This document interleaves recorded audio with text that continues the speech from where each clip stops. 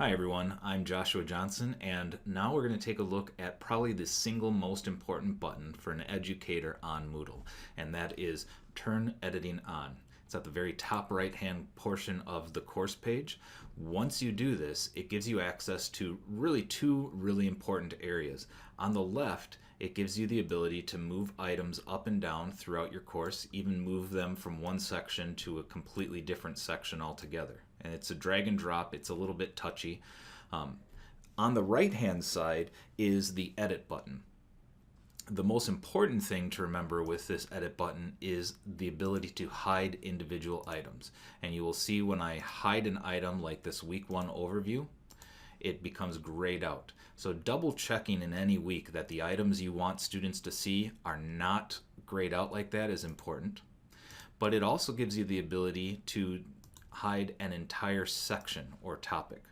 So it will gray everything out at once, which is handy for revealing things as you go throughout the course. The other thing that is over on the right hand side is the ability to move things left and right just to indent them to make them more visible. If there are assignments or objects that you are going to use over and over, like these labels, additional resources, you can duplicate them and then move them somewhere else in the course. And the final thing over here is really the ability to access the settings.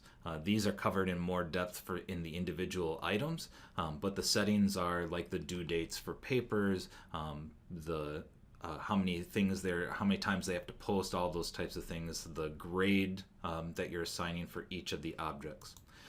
The final thing that's over here that really isn't used very much, but it's really important to note, is this little button that is the icon.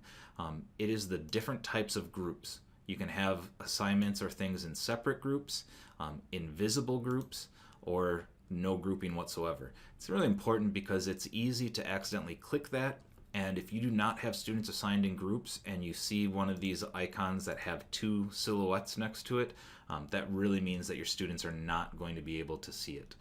So those are the things from what I think is the most important button, turning the editing on and off.